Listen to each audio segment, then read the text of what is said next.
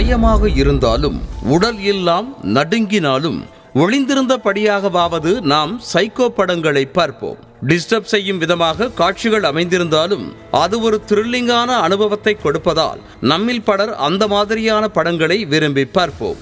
அப்படி நொடிக்கு நொடி பயத்தை ஏற்படுத்தும் படம்தான் செக்டார் 36.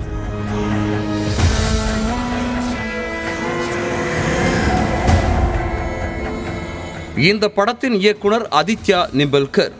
சமீபத்தில் வெளியாகி OTT தளத்தையே மிரள வைத்து IMDbயில் அதிக ரேட்டிங்கை பெற்றிருக்கும் சைக்கோ கிரைம் த்ரில்லர் படம் செக்டார் 36. உத்தரப்பிரதேச மாநிலம் நொய்டாவில் 2006ஆம் ஆண்டு உலகையே உலுக்கிய உண்மை சம்பவத்தை தழுவி எடுக்கப்பட்ட திரைப்படம் நித்தாரி சம்பவம் என்றும் அழைக்கப்படுகிறது. விக்ராந்த் மாசி, தீபக் டோப்ரியல், தர்ஷன் ஜாரிவாலா ஆகியோர் முக்கிய கதாபாத்திரங்களில் நடித்திருக்கின்றனர். சிறுவர் சிறுமிகளை குறிவைத்துக் கொன்ற சைக்கோ கொலையாளியின் கதைதான் செக்டார் 36.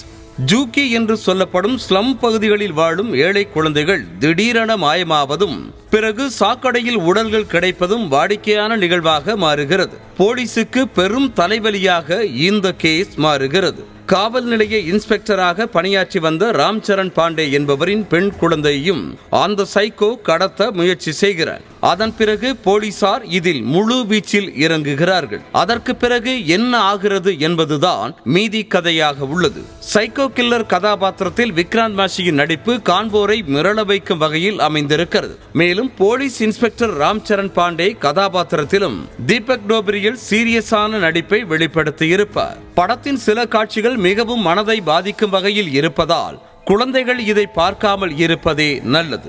நெட்ஃபிளிக்ஸ் OTT தளத்தில் வெளியாகியிருக்கும் இந்த படம் இந்தியாவின் டாப் 10 ட்ரெண்டிங் படங்கள் பட்டியலில் முதல் இடத்தை பிடித்திருக்கிறது. செய்திகளை உடனுக்குடனும் துல்லியமாகவும் தெரிந்து கொள்ள சப்ஸ்கிரைப் பண்ணுங்க.